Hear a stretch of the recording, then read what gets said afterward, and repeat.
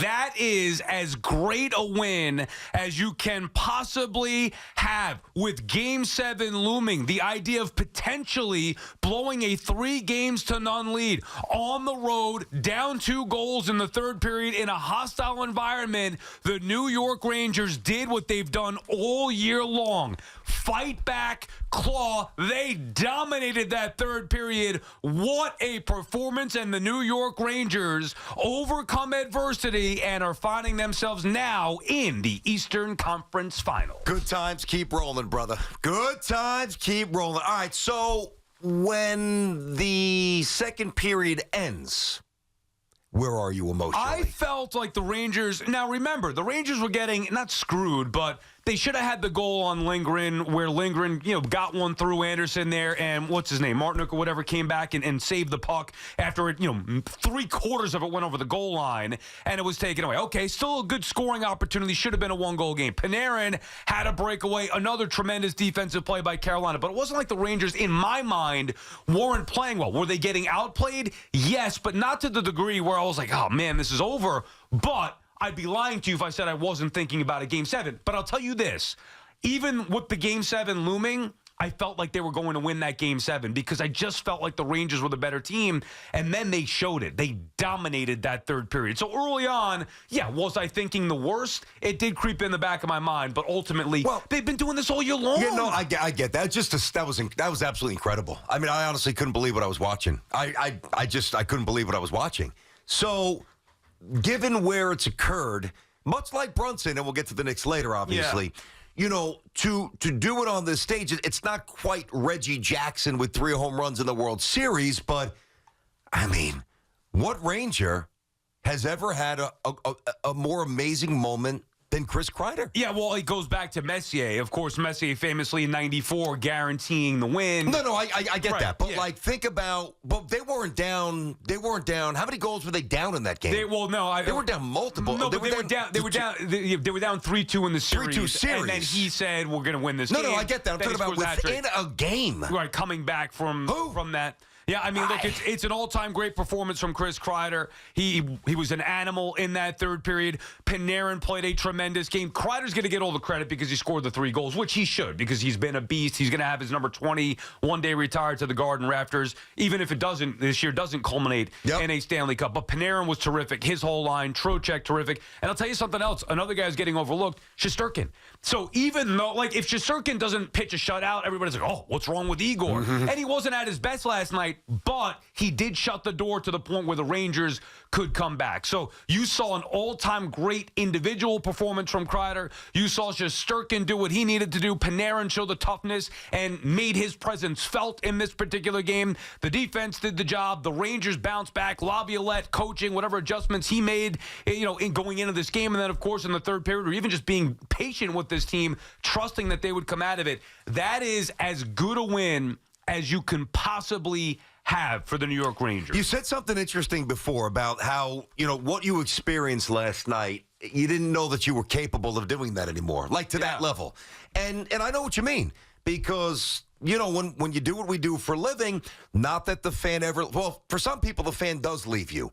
And I think that's maybe what makes this show a little more fiery, whatever. Right. But great passion. It's never fully left either one of us here. Fully. But it changes, that's what I'm saying. When it's our profession. It's our job. Right. I mean, we're in the day-to-day, rigors of a tough business. So it's hard to just sit there like 45-year-old and 50-year-old fanboy when you've got real-life stuff going on. But I do want to know, when was the last time that you felt anything like this? That's a great question. Probably, I don't think it was the Mets back in 2015. I don't think. Because every time that comes up, you're always like, well, not that you didn't enjoy it, but I never really thought that it was going to quite, I don't know. When is that for you? I'll give you one. I remember the night that the Mets clinched the division in 2015. And I remember it wasn't the same as last night because it was not an individual game. Like, you knew it was going to happen. Yep. But then when it did happen, it was just like, wow, this is pretty cool. And I was out in the city having a drink, celebrating. Yeah. That was a fun one for me to have the Mets go into the postseason knowing that was going to happen. And maybe that year a little bit. Now, there have been, even the last couple years with the Rangers, but not like that, BT. For that to be emotionally invested to the degree that we are with the Rangers, to be believing in this team the way that I have been. Yeah, you've been all over them, man. Right. All over them. Well, all over them. And I trusted that they were good because they are good. Like, this is not just blind faith in a team who hasn't earned it. They were the best team in the regular season, the most points, the most wins. They won the President's Trophy for a reason. They've been resilient all year long. So even when it seemed like, it could be going the other way, I didn't want the recent years, the bad parts of that to creep in my mind. And then doing it against Carolina and their fans and their building down 2 goals. Man, to see Kreider do it with the hat trick, there were different emotions that were hit last night. I don't, as a Ranger fan, I was in a group text with Ranger fans and just even social media, whatever. We did that WFAN Daily podcast last night. That is as enjoyable, as fulfilling as a win. I mean, that's why we do it as sports fans. Yeah. A game like last night. Yeah, listen, I have to read real quick. I have to read you this because I didn't see the game the way you saw the game to start. I mean, I thought the Rangers were given the circumstances and coming off the loss that they came off. To me, they were just not engaged enough. Right. Sal, I was literally finishing the word zip, and I was about to hit enter when Kreider scored this goal, and I didn't send it, and I copy and pasted. I said, "Thank God I didn't send this," right? Even though they were still down 3-2. Yeah. I'm looking at it right now. Yeah. I'll never disrespect the true, great, informed, awesome hockey fans by pretending to be something that I'm not. But I know effort, I know purpose, and I know ultra urgency. And right now, they have zip. And then, which is boom, fair. Which, by the way, is fair. Boom. Like, I felt that.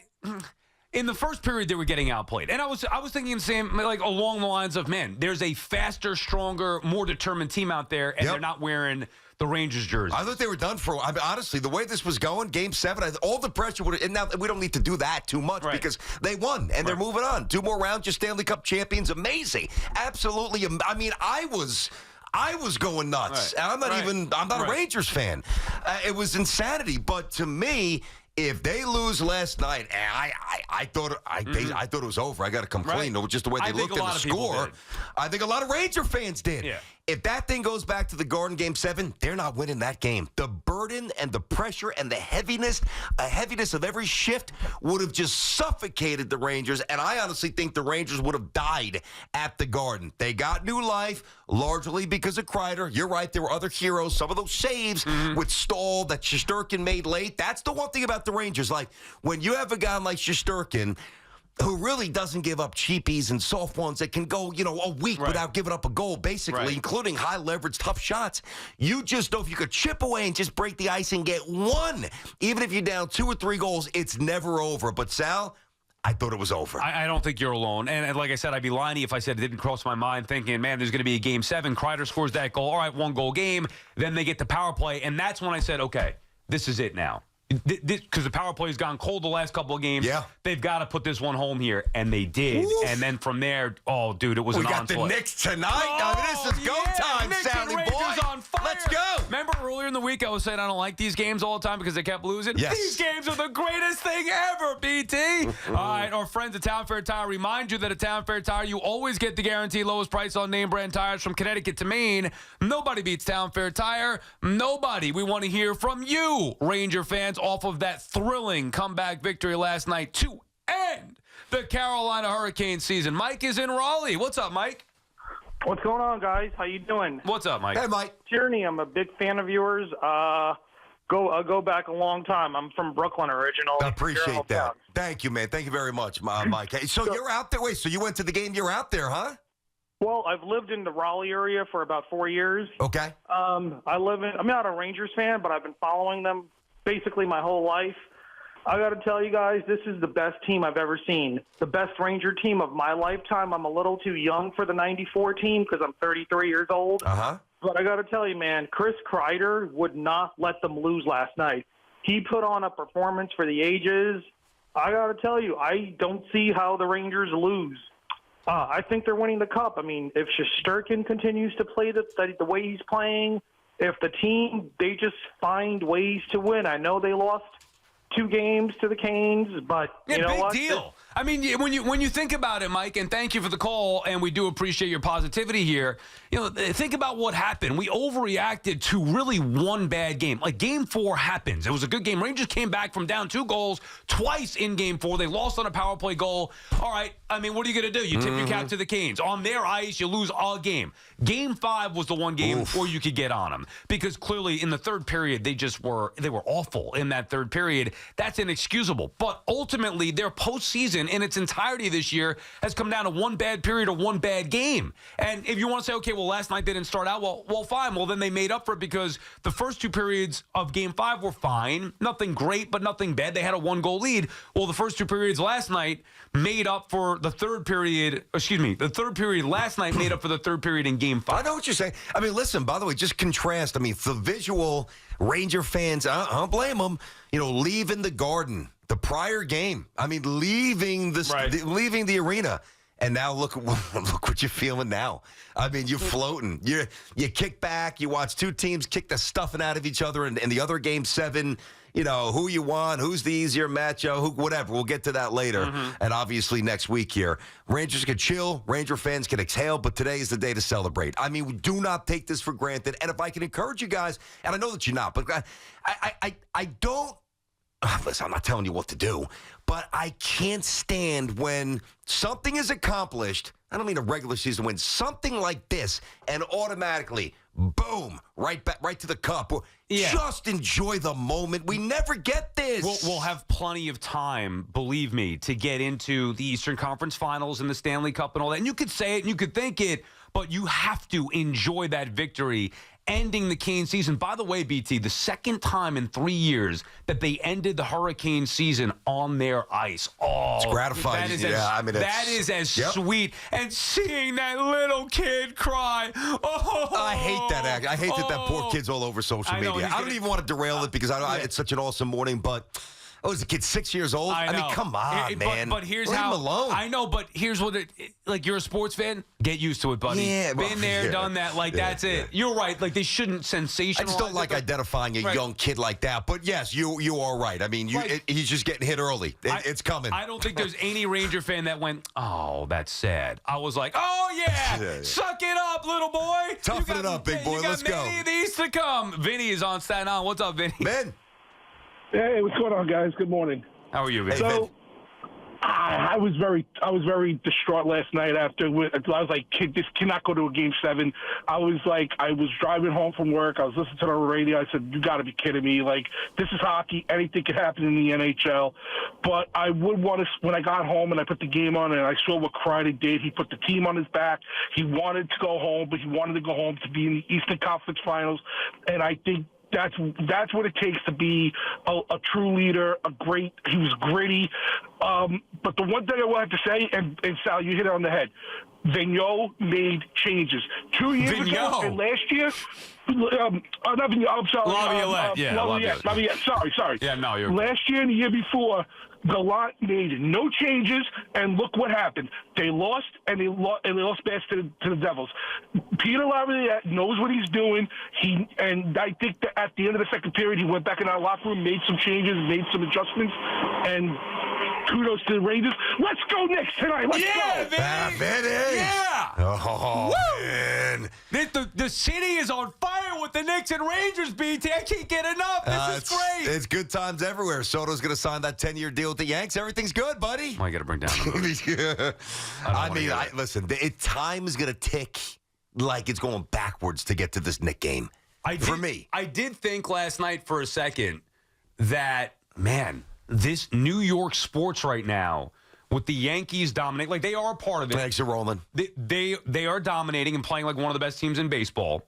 The Rangers going to the Eastern Conference Finals. The Knicks 1 win away from the Eastern Conference Finals. And the Jets getting all those primetime games again. Don't ruin the mood bringing the Jets into it. I'm just looking at things that are, that are going on right now. But you have 3 of the premier teams in this town right now at the peak. It's about time. It is about time. And it is very gratifying. Paul's in Hamden. What's up, Paul? Hey, how you doing, guys? Great show. Thank you. What's up? Thanks. Hey, Sal, I'm telling you, man, I was feeling like that kid when we were down 3-1. I'm telling you, I wasn't crying, but, you know. A lot of us were. You know, though, I mean, I'm thinking to myself, I know you're going to think I'm nuts. I'm thinking to myself, hey, come on, 3-1, Zerkadone, you know, maybe Jonathan Quick. I'm like, you know what, the hell with that, right? Then all of a sudden, bing, bang, boom, and I was like, hey, I believe in this team. I mean, yeah, guys, I was at the Stanley Cup Finals in '79. That's how long I've been a Ranger fan. Wow. And I'll tell you, I am so psyched. And I've been a Knicks fan, too, and I'm a Jet and Met fan. But that's all I wanted to say, guys. And I'm telling you, I was glued to the TV. I'll be glued to every TV. And last thing, I love you guys, man. I'm hyper. I got to go. Love you guys. There you go, Paul. We appreciate the call. Look at that passion and energy. Encapsulates everything everybody's feeling today. We Those love Ranger it. fans Man, and I'm Knick getting fans and everybody else. Goosebumps Yeah, left it's and awesome. right here. So, do you remember before you said, has this ever happened before? Just to clarify, the Rangers were down 2-0 in that Game 6 in the first period. Messier scored a goal in the second period, and then, Kovalev scored a goal in the second period to make it 2-1, and then Messier had the hat trick in that third period. So a little different from Kreider being down, scoring all 3 goals in the third period after being down 2 goals. Gretzky had 3 goals in a period, right? Yeah, or in Once or twice? in a playoff. I know he had it in a playoff game. Did he have it in a period? He had the same period as well. Yes. Mess and Gretzky Messier, did. Gretzky, and now Kreider. That's right, Only 3 of them. Rangers to score 3 goals in a period. He did it. Gretzky did it against the Panthers, and I want to say 97. This guy's been around a while, man. But Chris Kreider, and it's funny, Kreider has been a staple here for the Rangers. At times it's been, where is he? He's not doing enough. But in the last several years, he's really taken his game to another level, to a point where people, diehard Ranger fans know that one day that number 20 is going to be up there in the rafters. Last night was a performance that stamps that. Chris Kreider's jersey will be retired one day. Now, if they win a cup, even more so. Yep. But I think even without that, he's been an incredible Ranger. But that performance, BT, that is one that, like we talk about Messier, Game 6, 94, in the Eastern Conference Finals against the Devils, that one, I know there's no guarantee attached to it, but he did say he was going to score a goal and then went out there and scored 3 of them. That performance will be one that people talk about 20, 30 years from now. More than that. Talking about, 13 years now out of Boston College and 5 conference finals appearances. And I believe he's first in playoff goals all time for the Rangers and 2 or 3 all time in goals. I mean, were people actually debating the merits of getting this guy's number up to the rafters? People actually weren't sure? Well, I mean, I think a lot of times that has to do with, unless you're an all-time great and, you have to be a part of a championship team, which he is not. That's the one thing that's been missing. Graves is not up there because he's been an all-time great Ranger. Graves was a very good Ranger, but he was a Stanley Cup champion with them. No, I understand. I get it.